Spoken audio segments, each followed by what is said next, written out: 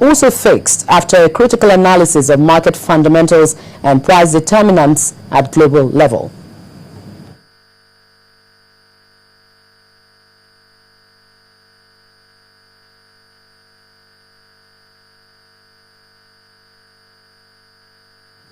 And this story just coming in says tackling security will be the major focus of the next governor of Anambra State, going by the submissions of the governorship candidates at the town hall meeting, town hall conversation.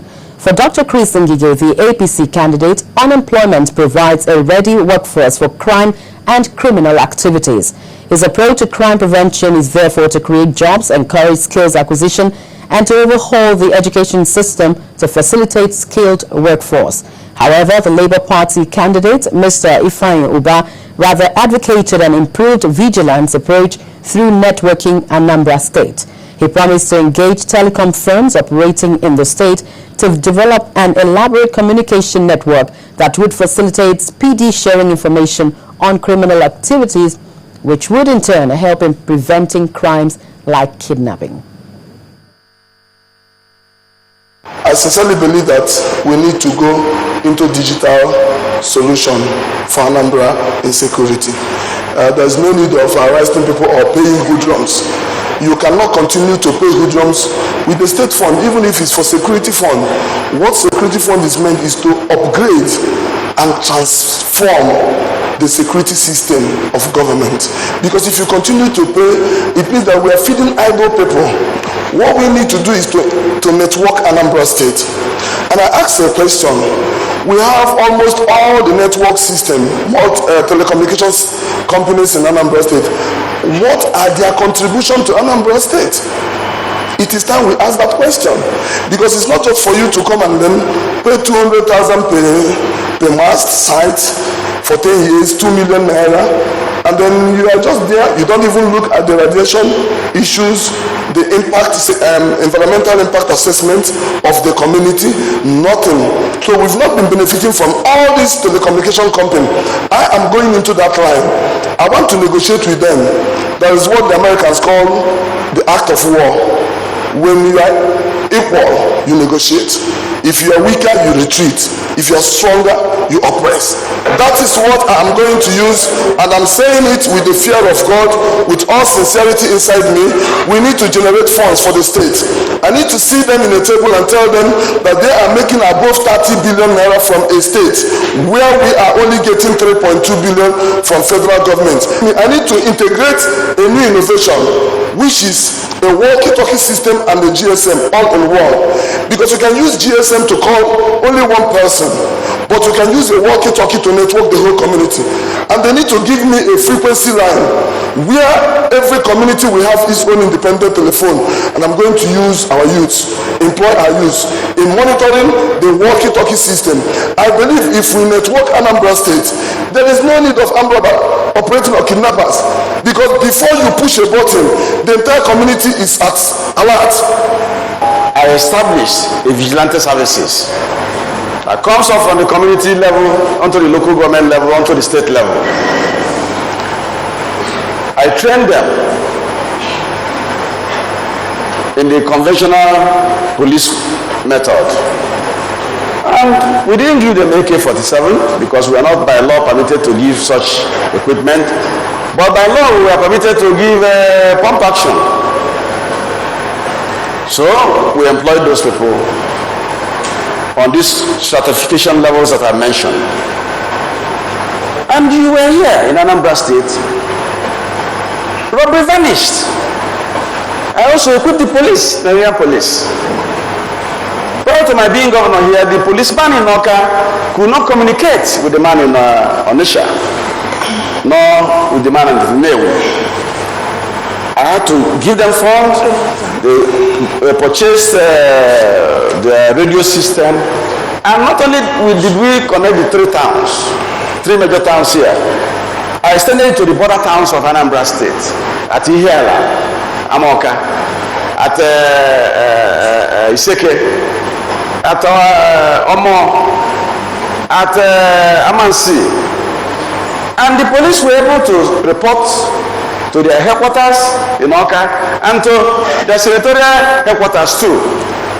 On any crime situation, the robbers knew that their days were numbered, and to give the killer punch, I got some of the bad boys and employed them into the system. They recanted and we started paying them. That's what my security vote is for. Today, security votes are used for frivolous reasons and frivolous expenses. Joint Task Force raid residencies of suspected insurgents, kill 5 in Kano State. That's when we return. Stay with us. One city, 18 million people and counting. Over 18 million dreams of a better life, and a team tasked to bring those dreams to reality. What is their game plan? What goals have been achieved? Who are the players? Find answers on Deadline Makers every Saturday at 3:30 p.m.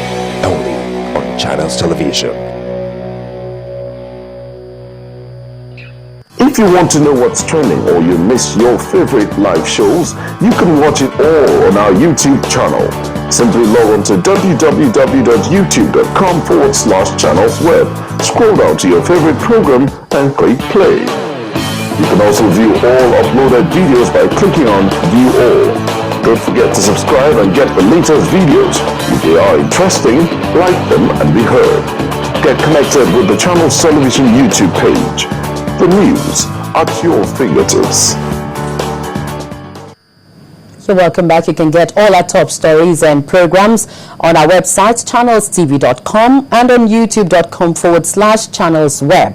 You can get us also on the move. Visit m.channelstv.com to view us live on your mobile device. You can also download the Channels TV app for Android, iOS, and Windows Phone from their respective stores. Also, you can now interact with the Channels Eyewitness feature on our Android and Windows 8 platforms.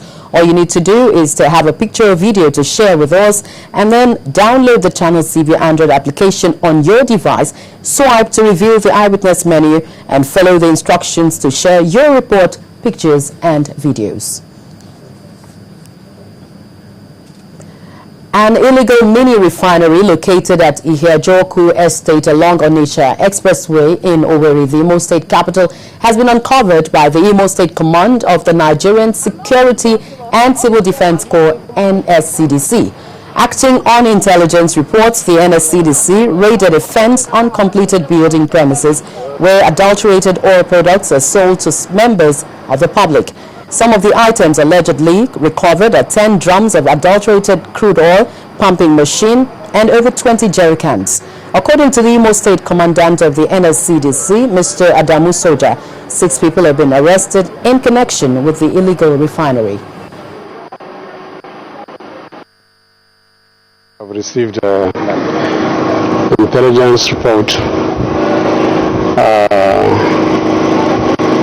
of these people doing their nefarious activities. In fact, a mini refinery was located amidst the city here in Owerri, an uncompleted building, well fenced, and with a heavy gate inside. As soon as we received the information, I led the operation there, and we went and arrested about 6 persons that are involved with these nefarious activities.